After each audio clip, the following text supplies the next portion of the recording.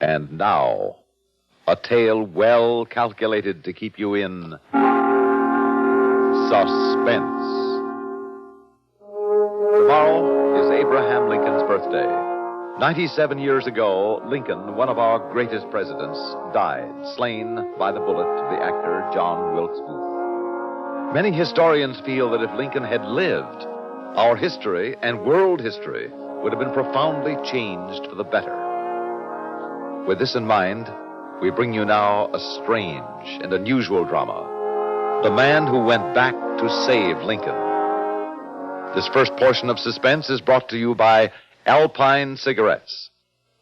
In a moment, Act One of The Man Who Went Back to Save Lincoln, starring Court Benson as Tom and Ian Martin as the Professor, and written especially for Suspense by Robert Arthur.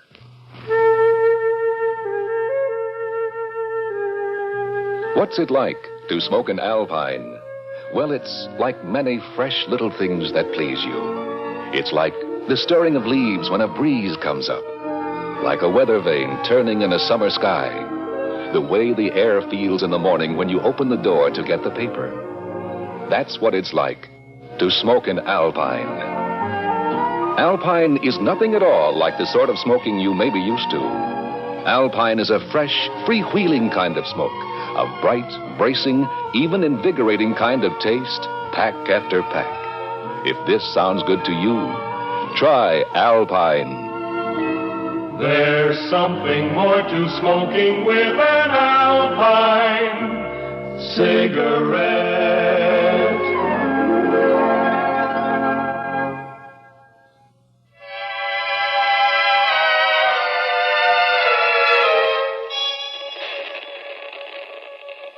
All right, now, Tom, give me the readings on that gauge, please. It's calibrated in years. In years? Right. It says 1914 now. 1913, 1912, 1911, 1910, 1910. It stopped moving. Well, your accumulated tension is too great to overcome, but I'll try greater power.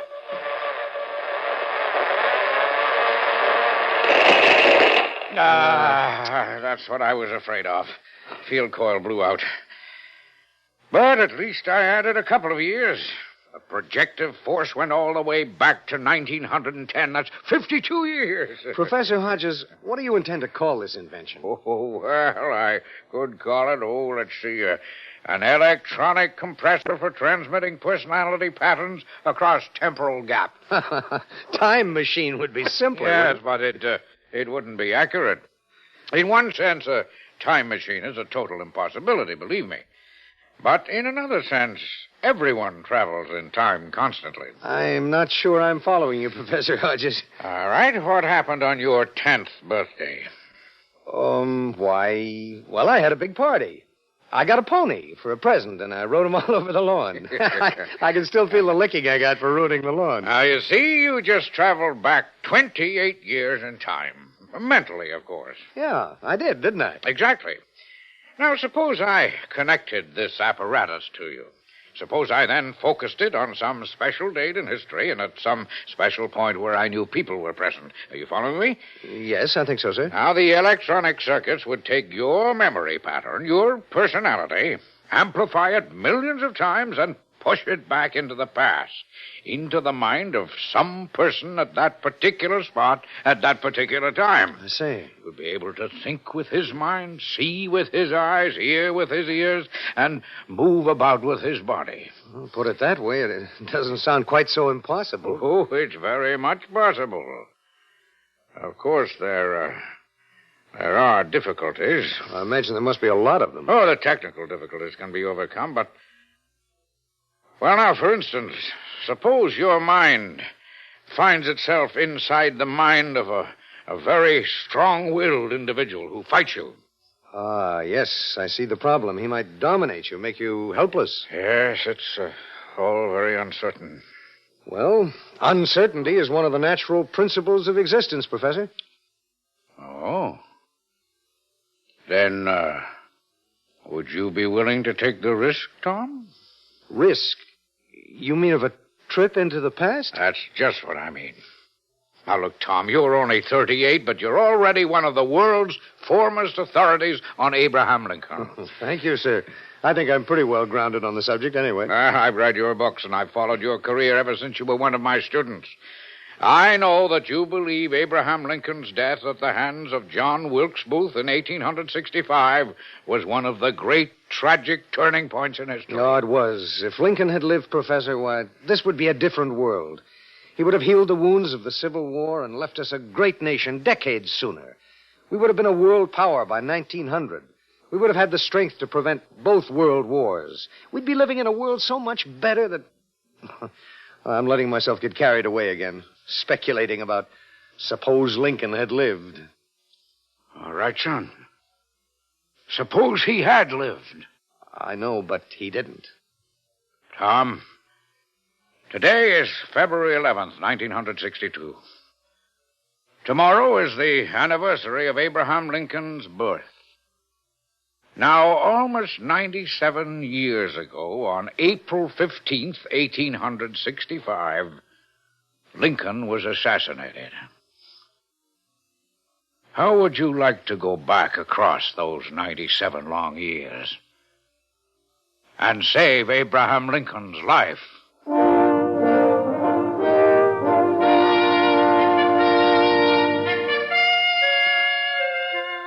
Are you comfortable, Tom? The electrodes I've attached to your head don't hurt. Oh, I'm fine, Professor. A little excited, that's all. Even though this is just an experimental jaunt. Oh, back to the year 1912. 50 years, a half a century. Now, you see the old public library across the street? Boarded up, deserted, dead. Yes, I used to take books out of there when I was a boy. And so did your father. Yes, he met my mother there. She was a young librarian, and he went in for a book. Well, it's family history. He was so bowled over at meeting her, he forgot the book and left it behind. And he also forgot to sign his name on the library card in the back of the book. Look, Tom, I have it here. Henderson's Life of Lincoln. The same book. And it looks as if no one's taken it out in the last 40 years. No one has. Here's the card. Here's the line where your father should have signed. Perfectly blank. Tom, you are going back 50 years and sign that card that your father forgot to sign. I'm going to enter my father's mind 50 years ago? Exactly. You'll see with his eyes, hear with his ears, and think with his mind. Now remember, you're to change the past. You're to sign that library card. Right, Professor. So, concentrate on the time. Noon, April 10th, 1912. Say it aloud yourself. Noon, April the 10th, 1912. Noon, April the 10th, 1912. Noon.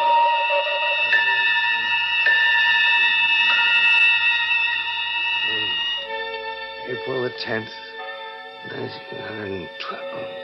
Sir! Noon. What is it? Are you ill?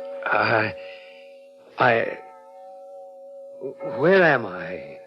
Why, this is the public library. And I have the book you requested, The Life of Lincoln. Why are you staring at me so oddly, sir? It's 12 o'clock. What's the date?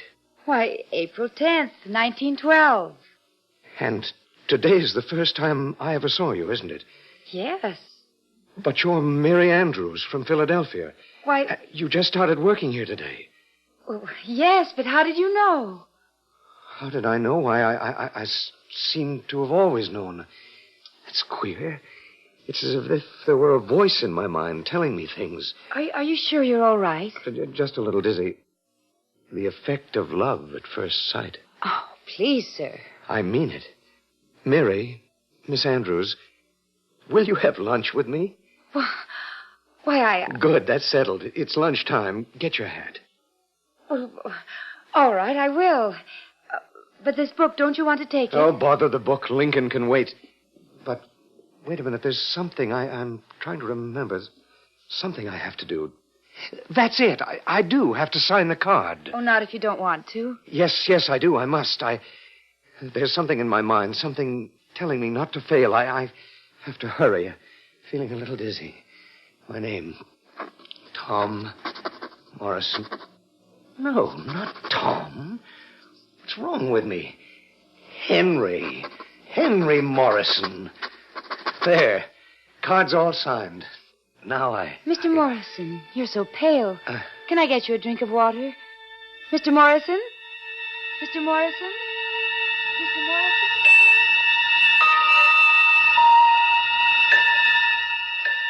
Look, Tom, look. The library card. Now it's signed. My father's name, Henry Morrison. Yes, but he started to sign it Tom Morrison. Then he crossed out Tom and wrote Henry. That proves that your personality was dominant, if just for a moment. I know, but it was all so ephemeral. But the point is that history was changed. You proved it can be done. And if you can do that, you can go back and save Abraham Lincoln's life. But first, we have more tests ahead of us. Tom, how would you like to go back and hear the Gettysburg Address in person?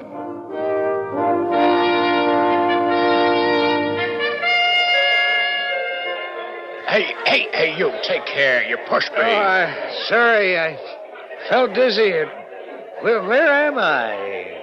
This crowd. Are you crazy? You're in Gettysburg, and this crowd has come to hear Lincoln speechify, just as I have, all the way from Washington. Now, be quiet. He's starting. 7 years ago, our forefathers brought forth on this continent a new nation, conceived in liberty and dedicated to the proposition that all men are created equal. Now we're engaged in a great civil war, testing whether that nation or any nation so conceived and so dedicated can long endure. We're met on a great battlefield of that war. We have come to dedicate a portion of that field that those who here gave their lives that this nation might live. It is altogether fitting and proper that we do this. But in another sense, we cannot dedicate... Professor, I saw Lincoln, and I heard him deliver the Gettysburg Address. It's strange. His voice was even higher pitched than I'd imagined. You stayed in the past a full hour. That's tremendous, Tom. Now, whose mind were you in? Oh, it turned out to be a farmer named Evans, a simple fellow. After the first moment, I was completely in control. I could have done anything I wanted. His mind couldn't have stopped me. That proves my theory. Now we're ready for the real thing. We'll leave for Washington tomorrow. We'll set up our equipment and instruments in the Ford Theater itself. The Ford Theater? Yes. And you are going to return to that fateful night and prevent that murderer's shot from being fired.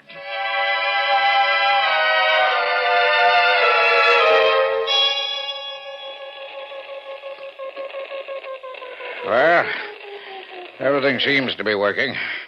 I was afraid the trip by truck might have jarred some of the components. How still it is here. How hushed. It's as if not a single sound had been uttered here since the night Lincoln was shot. Yes, past seems alive.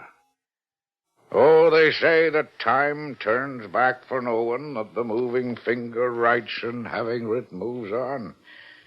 But you and I will alter the writing in the book of fate, We can't fail. We have only this one chance. I won't fail. Abraham Lincoln is going to live. Never lose that thought, Tom. Now, let's work out our strategy. We have the place to ourselves until tomorrow morning. I convinced the management I was engaged in some tests that need absolute privacy, so we don't have to hurry. Good. We have to work out where everybody was. The interior, has been changed around here somewhat since this was last used as a theater. Well, you're the Lincoln expert. You tell me where, and I'll do the rest. All right, well, let's see. Yes, over there was the box office. And then, over here was the entrance into the auditorium. All this space was the auditorium. There, of course, the stage. And up there, Professor, is the private box where Lincoln sat. Now, at about 9 o'clock in the evening, President and Mrs. Lincoln entered with 2 guests. The play had already started. A man named Buckingham took their tickets, and an usher led them up a set of stairs to their box. Go on, Tom. I'm following. The exact movements of everyone are very important. Well, at about 10 after 10, John Wilkes Booth sauntered in. He spoke to Buckingham, and then he went upstairs toward Lincoln's booth. In his pocket, he carried a brass derringer loaded with 1 shot. And he struck almost immediately. Yes, sir. The president had an armed guard, John F. Parker, but Parker was criminally negligent. He left Lincoln unguarded, which gave Booth his fatal chance. Well, he fired, leapt to the stage, and made his getaway. Lincoln died the next day. Tom, son, think of it. Tomorrow, if we succeed, the history books will say Lincoln lived. All history for nearly 100 years will be changed for the better. We'll succeed. We'll have to. It'll depend on you, Tom. You'll have to save Lincoln and probably kill Booth. Now, let's get the equipment set up in the right spots.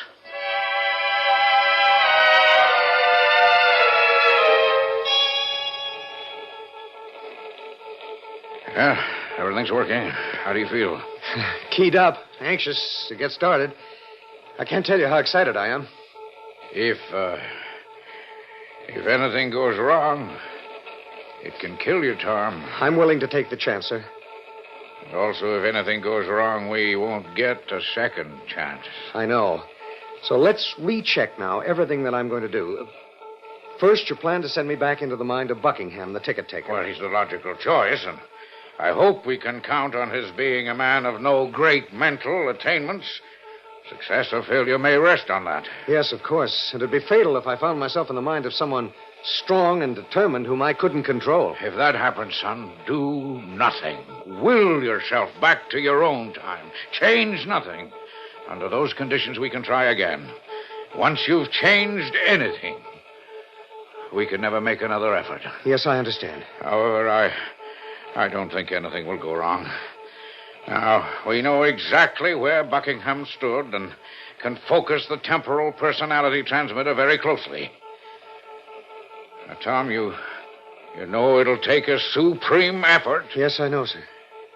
I think you will have to force the ticket taker, Buckingham, to kill John Wilkes Booth. Very well. I will, if necessary. Then just keep telling yourself, save Lincoln. Kill Booth. Save Lincoln. Kill Booth. I'll think of nothing else. And here you go. Back to 1865. Good luck. Save Lincoln. Kill Booth. Save Lincoln. Kill Booth. Save Lincoln. Steady, man. Kill. Steady. Hell, you almost fell then. What are you mumbling to yourself about? Drinking again, is that it? Where am I? Why, this is Ford's Theater, of course. If you need the date, it's April 14th, Anno Domini 1865. What's wrong with you, man? Just dizzy for a moment. So I'm here, on the scene. Ford's Theater, the night of Abraham Lincoln's assassination. I'm here. What's that about Lincoln? Yes, of course he's here tonight. Everybody knows that. Yes, of course. The lobby of Ford's Theater. And he hasn't arrived yet. We've done it, and I can't fail. I won't. Boy. You're in a bad way, mumbling to yourself and staggering. Now, look, you better go home, lie down, sleep it off. I'm all right. Yes, I'm quite all right. The play's going on, you know. You mustn't disturb the president. No, the president. Yes, the president. He mustn't be disturbed. I'll see he isn't disturbed. You're certainly acting strangely tonight. Acting? Who are you to be a judge of acting? No, I mean, it's just a temporary lapse, but my name... am I Buckingham? Well, that's a good one. Tell him, Harry. Is our friend's name Buckingham? Well, I doubt it, since your name is Buckingham. That's right. Say, how much did you have to drink?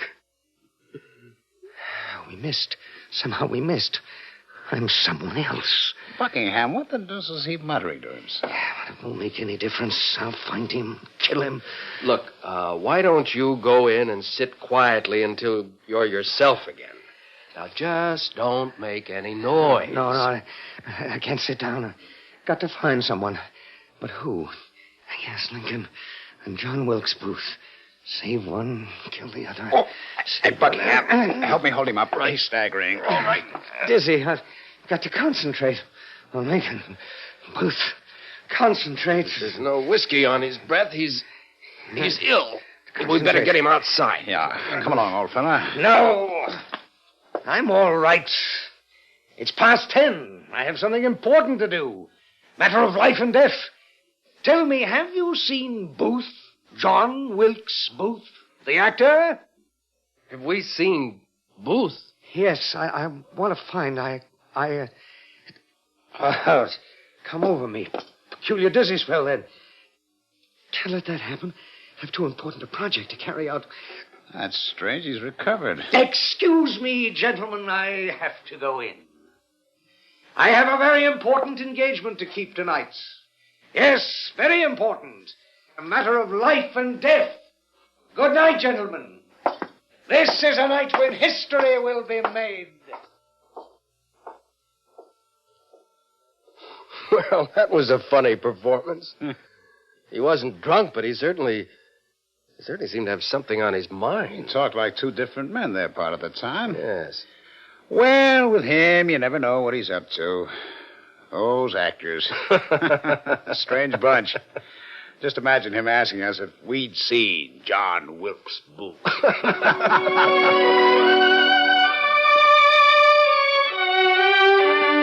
Concentrate. Feel queer, but concentrate. Kill. Here's the door. Ah, there you are, Mr. President. What is it, my good fellow? What do you wish? To give you this.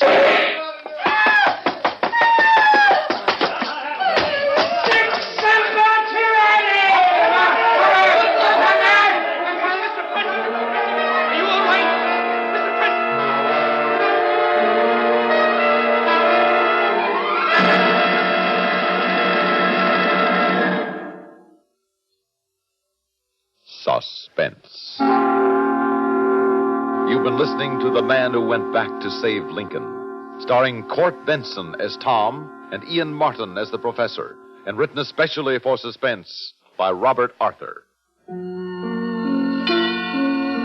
Suspense is produced and directed by Bruno Zerato Jr., music supervision by Ethel Huber.